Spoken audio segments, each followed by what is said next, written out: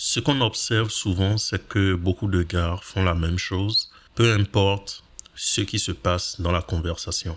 Que la fille réponde à tous leurs messages, qu'elle les laisse en vue, qu'elle envoie des photos ou même qu'elle parle de son ex. Le type de message qu'ils envoient reste le même, comme s'il n'existait qu'un seul registre possible. Le problème, c'est que tester une femme fonctionne par étapes. Et ce qui fonctionne à une étape peut tout détruire à une autre. Par exemple, proposer le rendez-vous au mauvais moment est souvent l'erreur la plus fréquente. La plupart des gars ratent la proposition de rendez-vous avec une femme intéressée à cause du timing. Ils le ratent parce qu'ils le proposent trop tôt ou trop tard. Si tu le proposes trop tôt, elle n'a pas encore assez de confort et la demande déclenche son anxiété. Si tu proposes trop tard, l'attraction et le minimum de confort était là, mais tu ne l'as pas vu passer. Et l'occasion est perdue. Il faut s'ajuster au bon moment, sinon l'occasion ne revient pas. Donc je vais te donner 4 étapes et te dire ce qu'elles signifient pour toi. C'est un cadre simple pour arrêter d'avancer à l'aveugle. La première étape, c'est celle du silence. Ce que je veux dire par là, c'est quand elle ne répond pas ou elle te laisse en vue. À cette étape, l'attraction est très faible. Ce que tu peux faire, si tu veux le faire, c'est mettre un commentaire neutre sur sa story, si tu la suis sur Instagram ou sur Snapchat, ou je ne sais pas, d'autres réseaux où tu peux mettre des commentaires neutres sur sa story. C'est quelque chose qui n'appelle pas forcément de réponse.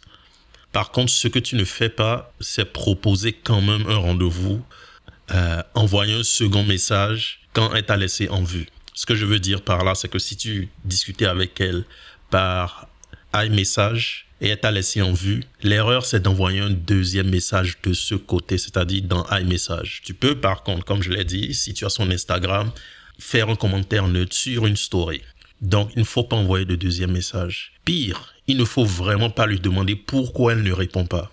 Ta seule mission ici, c'est de garder ta valeur sans donner l'impression d'être désespéré. Personnellement, si tu veux savoir ce que moi je fais, je ne réponds plus. Si tu me laisses en vue, tu peux être sûr à 100% que tu n'auras pas de réponse venant de moi. Et personnellement, je passe à autre chose.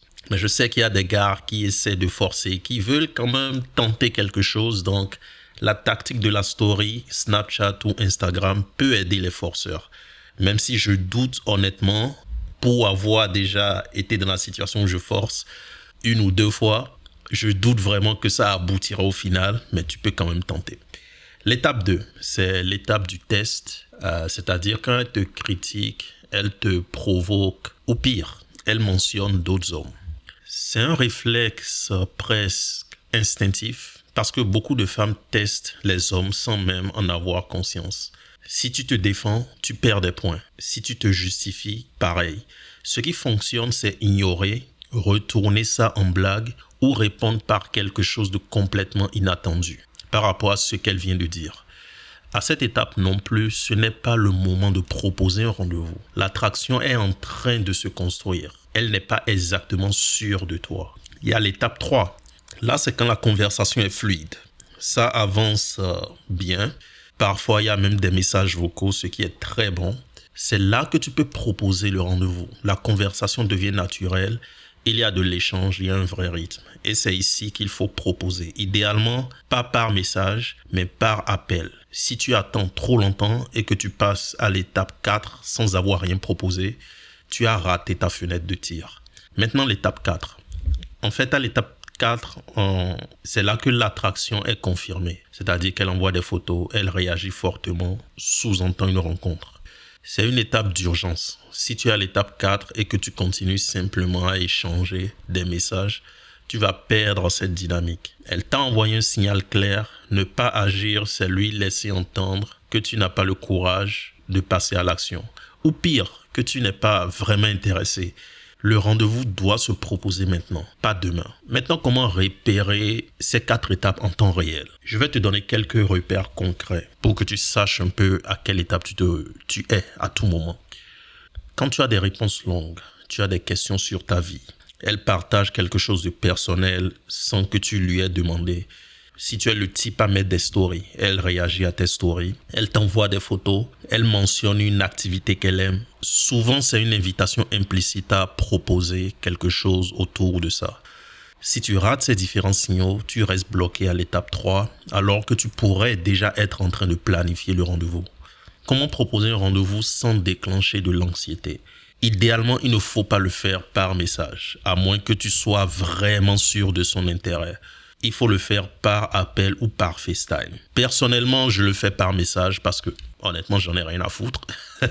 J'en ai rien à foutre, qu'elle accepte ou pas. Et c'est aussi parce que, honnêtement, j'ai assez de choix. Mais la façon la plus optimale de le faire, et même moi, je l'ai remarqué plusieurs fois, c'est quand tu arrives à demander dans une conversation, quand tu l'appelles ou par FaceTime. Et quand tu proposes, formule ta phrase comme si tu avais déjà quelque chose de prévu. Tu l'invites à se joindre sans donner l'impression de réorganiser tout ton agenda ou tout ton programme pour elle. Tu peux dire par exemple, je vais à temps ce week-end. Ça te dit de venir.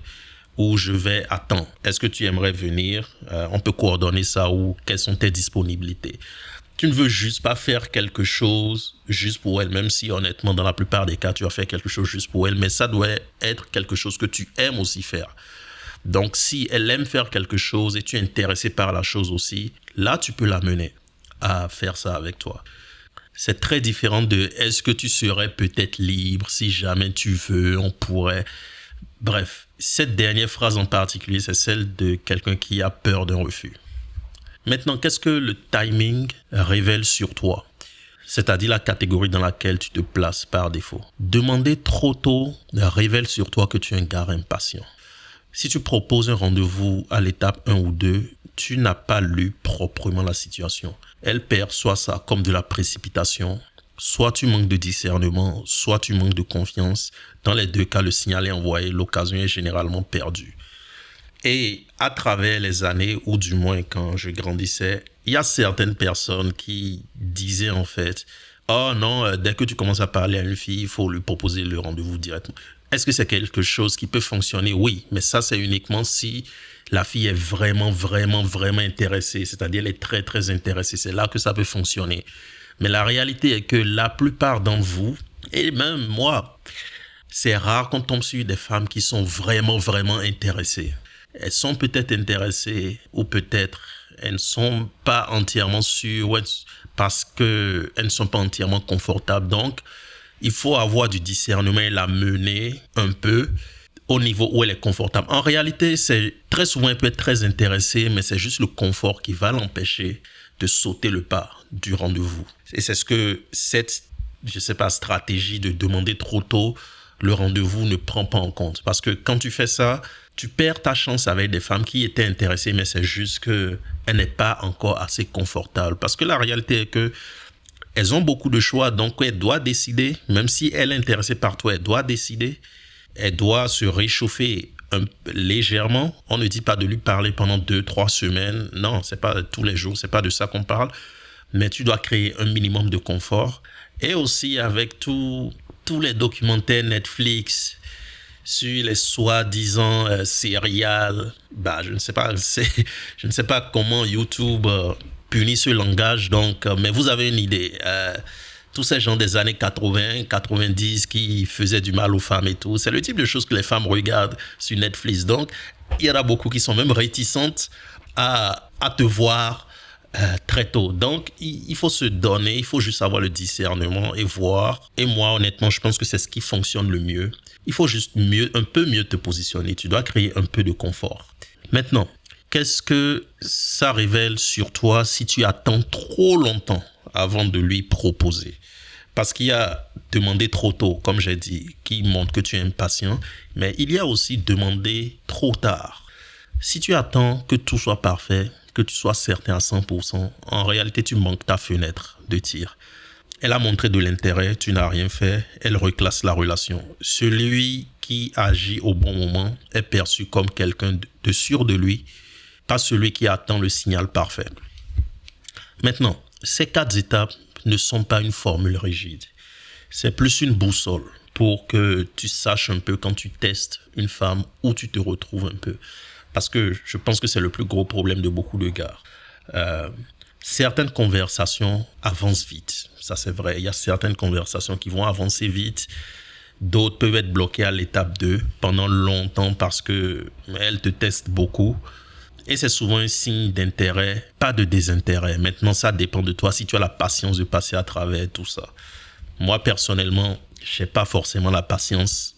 Mais si tu as la patience d'attendre un peu, du moment que tu es conscient de l'étape à laquelle tu es, tu peux manipuler un peu le temps que tu fais le temps que tu peux tolérer à cette étape. Maintenant, plusieurs facteurs entrent en jeu. Il y a ce que tu peux contrôler, qui est d'agir avec le bon registre selon ce que tu observes, pas selon ce que tu espères. Avant d'envoyer ton prochain message, demande-toi comment elle est en train de répondre en ce moment. Est-ce qu'elle t'envoie des messages longs, courts ou sans question? Ce comportement va probablement t'indiquer l'étape à laquelle tu es. Si tu es à l'étape 3 depuis plus de 5 jours sans avoir rien proposé, c'est maintenant, pas dans une semaine. Si tu es à l'étape 4, arrête d'écrire, essaie de l'appeler ou essaie de proposer un rendez-vous ou un plan concret avec 1 heure et un lieu. Pas juste à se voir mardi, non. Tu dois avoir un jour, 1 heure et un lieu. Maintenant, pour finir, j'aimerais juste dire que le bon message au mauvais moment reste un mauvais message. Ces différentes étapes ne changent pas ce que tu écris. Ils changent plutôt quand et pourquoi tu envoies tes messages. C'est plus pour que tu sois conscient du timing. Et croyez-moi, quand tu dates des femmes ou quand tu veux dater, le timing est vital. Et c'est précisément là que se joue la majorité des résultats. C'est une histoire de timing.